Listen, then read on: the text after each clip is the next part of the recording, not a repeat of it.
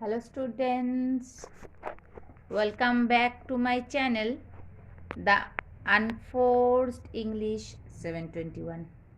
But today I am going to teach you Hindi, a Hindi story. That one is Pahar Purush. Okay, so from today I start to describe some Hindi stories also. So my channel name will include the name The Unforced Hindi 721. Okay, so without wasting time we have to start fast. पहाड़ पुरुष एक story है, बहुत ही अच्छा story है. हम लोग पढ़ेंगे और उसका मीनिंग भी समझेंगे बंगाली में. ठीक है, बंगाली में हम लोग इसका मीनिंग समझेंगे. जिसको मतलब जो स्टूडेंट है जिसका हिंदी फर्स्ट लैंग्वेज नहीं है, जिसका मतलब मदर टंग हिंदी नहीं है, उसके लिए लाभदायक होगा. So we have to start that story reading now. Bihar की राजधानी पटना में एक विशाल जलसे का आयोजन था. बिहारेर राजधानी पाटनाয় একটা বিশাল ফাংশনের আয়োজন করা হয়েছিল. हर क्षेत्र की नामी गिरामी हस्तियाँ पधार रही थी. সব জায়গার নামি দামি লোকেরা সেখানে আসা শুরু করেছিল. গান্ধী मैदान में विशाल पंडाल लगा था. গান্ধী ময়দানে একটা বড় প্যান্ডেল করা হয়েছিল. फूलों से वंदनवार सजाए गए थे. ফুল দিয়ে সাজানো হয়েছিল সেই জায়গাটাকে. दशरथ माझी को आदरपूर्वक गांव से गाड़ी में बिठाकर दशरथ माझीके খুবই রেসপেক্টের সাথে গ্রাম থেকে গাড়িতে বসিয়ে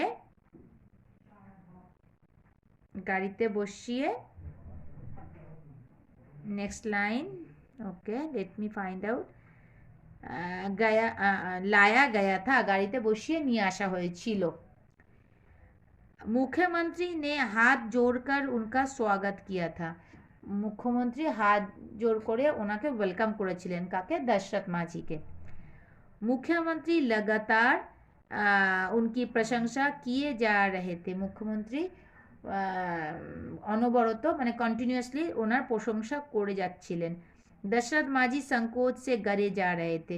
दशरथ माझी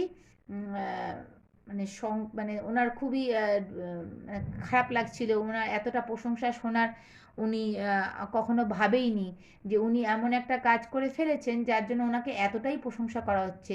এটা ওনার কাছে খুবই মানে লজ্জাজনক লাগছে, মানে লজ্জাজনক ঘটনা.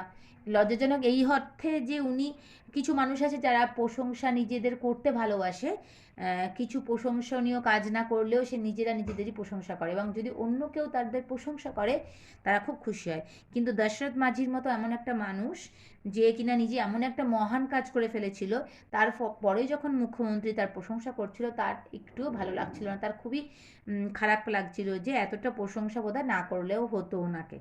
এতটাই একটা ভালো মানুষ উনি ছিলেন. তো আমরা স্টোরিটা গ্র্যাজুয়ালি পড়বো আর জানবো উনি কী করেছিলেন. नेक्स्ट पारा. उन्हें बार बार गया जिले का अपना गाँव आँखों के आगे नाचता नज़र आ रहा था. ওই দশরথ মাঝি চোখের সামনে তার গয়া ডিস্ট্রিক্টের সেই নিজের গ্রাম তার চোখের সামনে ভেসে ভেসে আসছে. दलित समुदाय की एक छोटी सी बस्ती. दलित समुदाय মানে বোঝাতে যাচ্ছেন মানে যারা আমরা বলতে পারি যারা লোয়ার কাস্ট, যারা নিচু জাতি বলতে পারি, যেটা অ্যাকচুয়ালি কোনো নিচু জাতি উঁচু জাতি হয় না, কিন্তু আমাদের সমাজে এমন কিছু রুলস ছিল যেগুলো পুরনো দিনের মানুষেরা এমন কিছু সৃষ্টি করেছিল যেটা নিচু জাতি উঁচু জাতি বোঝায়, যদি এমন এর কোনো মানে কি বলবো, এর কোনো অস্তিত্বই নেই, এখনও নেই, আগেও ছিল না. যাই হোক, আমাদের সামাজিক নিয়ম যেটাই ছিল যে কিছু ছিল লোয়ার কাস্ট বলতো, তাদের থেকে মানে তাদেরই অন্তর্ভুক্ত ছিল এই দশরথ মাঝি.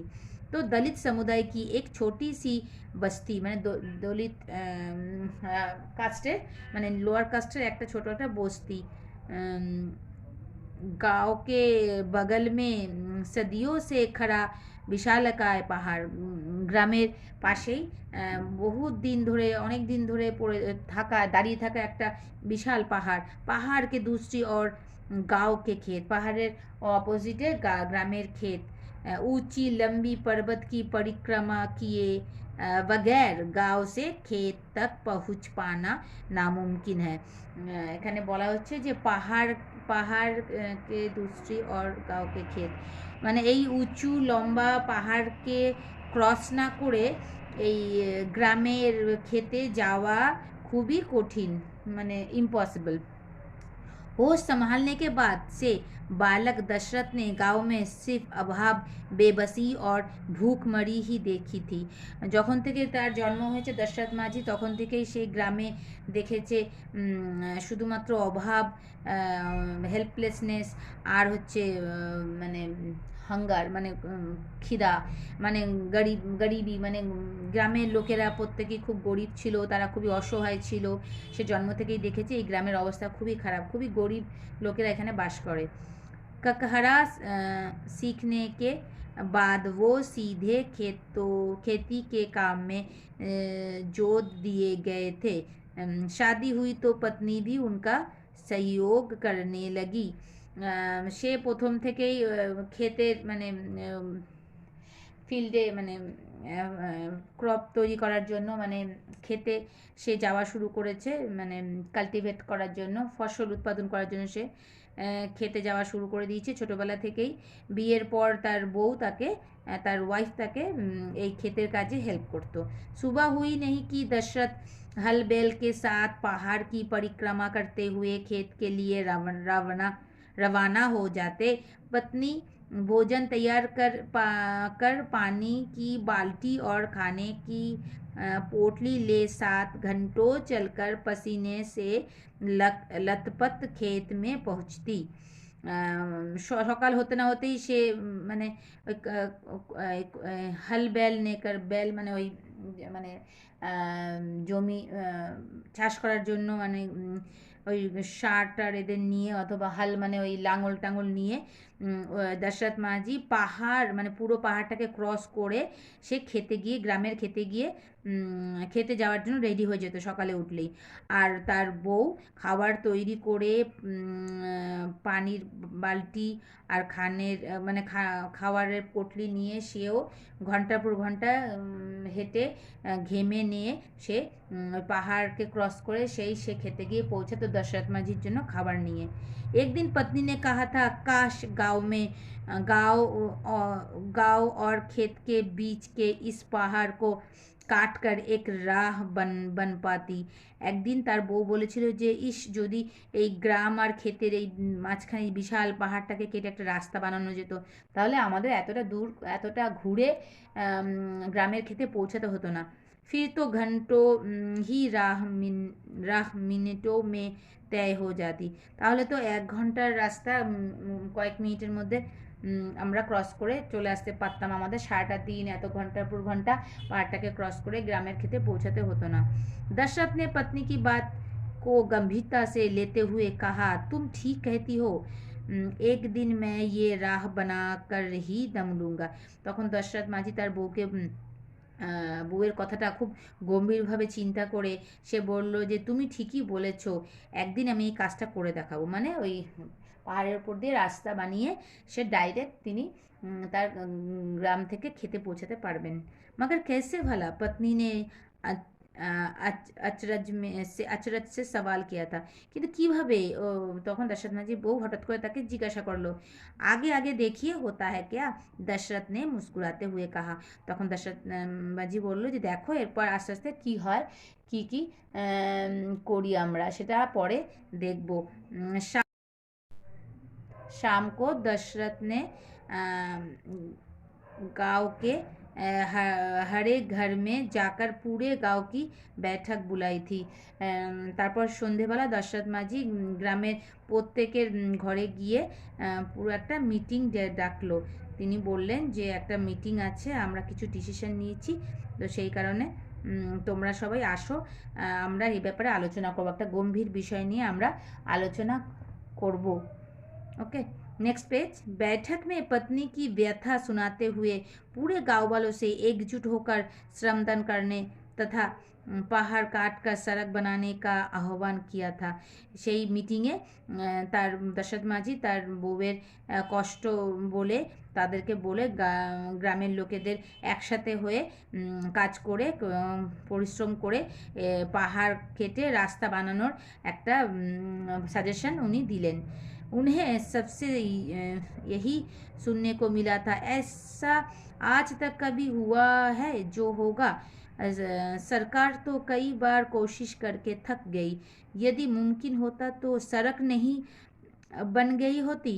সবার কাছ থেকে তিনি একটাই কথা শুনলেন যে এটা তো ইম্পসিবল, আজ পর্যন্ত এরকম কিছু তো হয়নি, সরকার তো প্রচুর চেষ্টা করেছে, যদি হওয়ারই হতো তাহলে তো সরকারই রাস্তা বানিয়ে দিত আর আমরা রাস্তাটা পেয়ে যেতাম। বেকার সবকা समय और श्रम बर्बाद मत करो और जिस तरह से चल रहा है वो चलने दो। हमें सभी लोग हम सभी লোক इसके आदी हो चुके थे। আমরা সবাই যেমন চলছে তেমনই চলতে দাও, আমরা সবাই এরকম একটা কন্ডিশনে অভ্যাস হয়ে গেছে, আমাদের খুব একটা অসুবিধা হবে না, আমাদের এটা মানিয়ে নিতে হবে, এই সমস্যাটার কোনো সমাধান নেই, গ্রামের লোকেরা বলল। दशरथ ने जवाब दिया था, सड़क तो बनकर रहेगी और मैं अकेला ही बनाकर দম লুঙ্গা। তখন দশরথ মাঝি বলল, রাস্তা তো তৈরি হবেই এবং আমি একাই রাস্তা বানিয়ে ছাড়বো। दशरथ शाम को खेत से लौटने के बाद जलपान करते ही गैती को कुदाल और टोकरी लेकर पहाड़ पर जाने लगे। घंटों अकेले ही चट्टान काटने लगे। गांव वाले जमकर उनकी खिल्ली उड़ाया करते थे। कुछ लोग उनके पागलपन को कोसते तो कुछ एक उनकी নিরর্থক কোশিশ কো। দশরথ মাঝি কী করলো, সন্ধেবেলা ক্ষেত থেকে ফিরে একটু জল খাবার খেয়েই সে কোদাল আর ঝুড়ি এ সমস্ত নিয়ে সে পাহাড় কাটতে শুরু করে দিল। ঘন্টার পর ঘন্টা একা পাহাড় কাটতে শুরু করলো। গ্রামের লোক খুব মজা করলো তাকে নিয়ে হাসাহাসি করলো। কেউ গ্রামের কিছু লোক তাকে তার মানে পাগলামি ভেবে তাকে নিয়ে হাসাহাসি করলো। কেউ আবার বললো যে এটা পুরো বেকার পরিশ্রম করছে, দশরথ এর কোনো রেজাল্ট বেরোবে না। Okay students, I think I can't read properly, I don't have the book with me, so the photo is not clear, that's why. So if student, if the video is helpful to you, then please like and share my video and don't forget to subscribe my channel if you are new here. Thank you for watching. I will make the next video again soon. Thank you and good night.